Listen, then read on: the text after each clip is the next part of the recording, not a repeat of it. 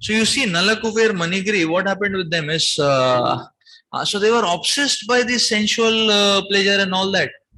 And Narad Muni was feeling, Arey, this much obsession you should have for Krishna. And not obsession for sensual pleasure. Sensual pleasure, my God, it is so miserable. You are paying so much price for misery. Narad Muni actually felt a lot of compassion for them. You are paying so much price for being miserable.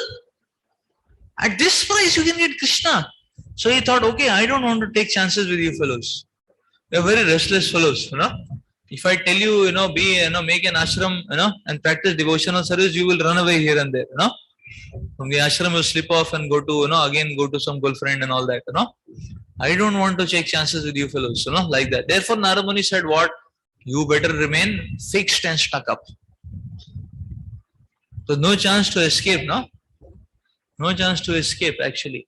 So Narad Muni did that, and Narad Muni said that, and they said, oh, this is a very painful situation. He said, no, I am making you fixed and stuck up, not in the vacuum. I am not sending you to NASA space station, to remain fixed and stuck up there. I am sending you to Nanda Bhavan. So I am sending you to Braja, and there you will be able to learn Krishna consciousness. And because you are so restless fellows, and you'll run away here and there, I'm making you fixed and stuck up forcibly.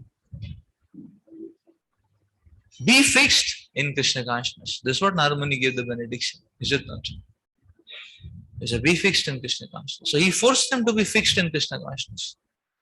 Otherwise, they would have ran away. They would have, did a message, the WhatsApp message to their girlfriends and all that, and they would not have been fixed up. So Narad Muni took off the mobiles only. He said, no mobile business. You better become a tree. Trees don't have mobiles, The technology is not that advanced. Is it not? So that he can fully absorb the Krishna consciousness. That is Narad Muni's benediction. So the lesson from that is that, you see, we as sadhaka, we should be fixed up in Krishna consciousness like that. Like the Yamala Arjuna trees, Hey, bad guy, We isse kahin jana hi nahi, The moment, that okay, I am here. Krishna service, I am here. Assistant devotees, I am here. Material affairs, we'll take it up later. But I am here for Krishna consciousness. That's the point. Is it not? That's the point. So that's a beautiful lesson for us. The Yamala Arjuna, like that. So be a Yamala Arjuna, be a fixed up, like that. So be a fixed up. That's the point. At fixed up. Like that, we have to be fixed up in devotional service.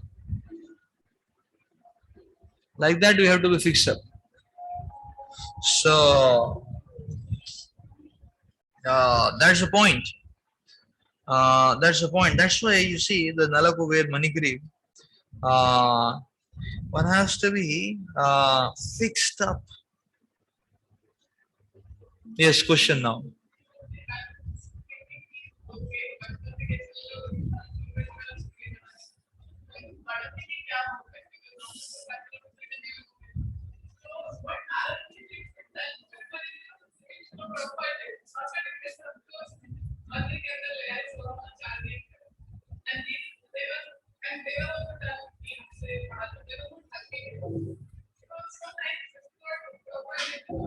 Yeah.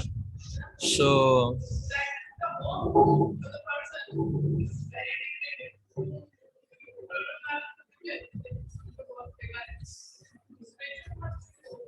yeah, the hope for a person who is very degraded is the association of devotees, the mission of the Lord. That's the hope. So more degraded the person, more closer to Krishna he should come. Is it not? That means more closer to the temple one should come. So one feels a lot of conditioning, one should just stay next to the temple. One feels that conditioning is too much, one should stay in the temple. One feels that he is even more fallen, most fallen and all that, one should stay in the temple hall. Like that. Yeah. That's the point. That's the point. So you see, that's how, that's the kind of spirit which is needed. That is exactly the kind of spirit which is needed actually. So therefore you see, now you see, therefore the acharyas, what they are explaining, the acharyas are pointing out that yes, Krishna consciousness, the acharyas are pointed out in this way that okay, aim for this highest goal. No, because anyways, even for the flimsiest pleasure, you have to struggle and foam and toil and work hard at the same level. Why not aim for the highest goal? At least have the highest aim, because that the sincerity will attract some mercy and things will get purified. And then further, the acharyas are telling here in these revelations. You see, in these revelations, the acharyas are further telling them that okay, so this topmost happiness is this topmost happiness is realized in engagement. So many times acharyas stress on the point that don't focus on experience, focus on engagement. Experience will happen in due course of time. Experience is not happening because you have a faulty instrument. Oh, faulty instrument, what experience we can have? Can we have some experience? The instrument is only faulty. So in a faulty instrument, what kind of experience we can have? No experience. No experience. So if we don't have a proper instrument, what can we experience? Is it not? Like suppose the microphone is not working, we will not be able to hear. The other side, is it not? Or the speaker is not working, we won't be able to hear. Faulty instrument, no experience. Unless the instrument is replaced and a proper instrument is installed, there is no question of experience. But that doesn't mean that the process is not working. So therefore, acharyas are telling focus on engagement. One may say, "Arey, engagement," but struggle is there in engagement. The rasa is not coming so much. Don't worry. Engagement is leading to the purification, but experience will only come when we get transcendental instruments. It will take time. Like that. Therefore, one should be steadfast with determination. That's the point.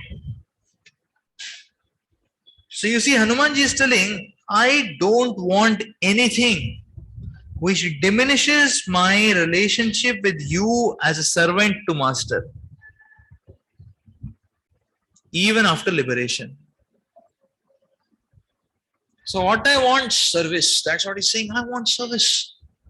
Please let me remain a devotee. You see the Acharya Prahlad Maharaj is praying, please let me remain a devotee. Life after life, whatever situation you want to put me in, but let me remain a devotee. What do you mean? Who is a devotee? One who is engaged in service is called as a devotee.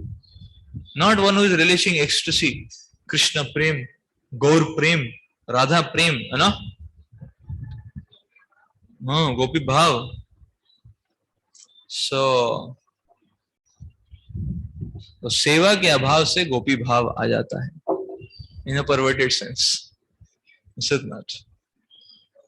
So people say gopi bhav, but there is the reality is seva abhav.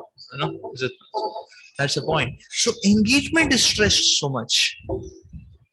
Engagement in devotional service. Let's try to engagement in devotional service.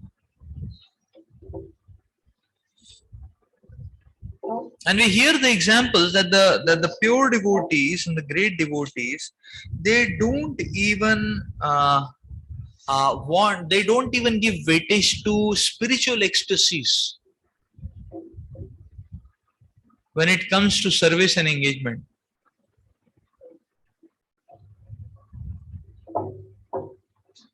The pastime of Raktak is explained, and Raktak is fanning the Lord. And Lord Krishna is sleeping, and Raktak is fanning the Lord out of love. Tears are coming out of his eyes. And Raktak is cursing these tears, fie upon you. Why these tears are coming? Because he's not able to see, so he's not able to fan properly. The tears are coming, he's not able to fan properly, he's cursing those tears. Why are you interfering in my service? So tears of ecstasy are coming. He's not giving weightage to that. And that's what Prabhupada is explaining here. That 2 times that aspect comes, that there are these 4 kinds of spiritual liberation.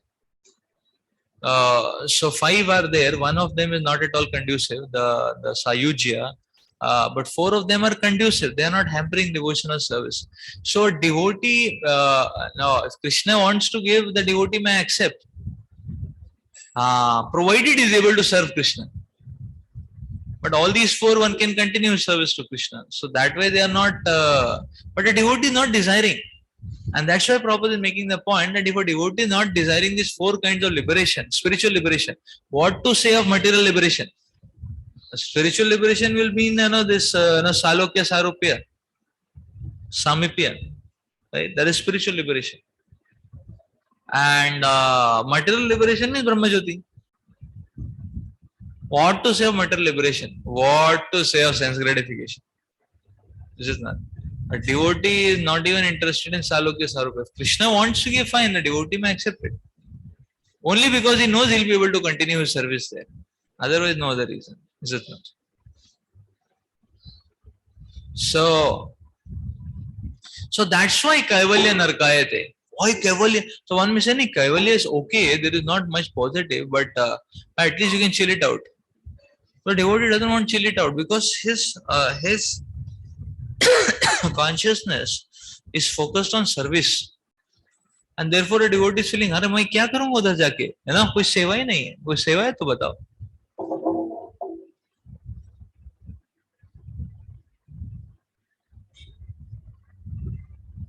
कोई सेवा है तो बताओ, otherwise क्या करूंगा मैं, eat sleep fall down, like that. A devotee doesn't want to go anywhere if there is no service, is it not? A devotee doesn't want to go anywhere if there is no service. Why? Because otherwise what will one do? So the point is, even if the situation is favorable, still if there is no service, there is a great risk that one may get hooked to material things, is it not? That's why we don't even go to Dham unless there is a very important reason of service. Why? Because otherwise you simply eat, sleep and fall down in Dham. So only when there is a very strong yatra, or when we are taking boys and we are in a preaching mission for 2 days, 3 days, then only we go for yatras. There is no chilling out in the yatra. Why? Because there is no specific targeted, condensed, intense mission and service. Then it may be difficult to maintain the spiritual consciousness. That's the point. So service is something which one should aspire for, which one should be focused about.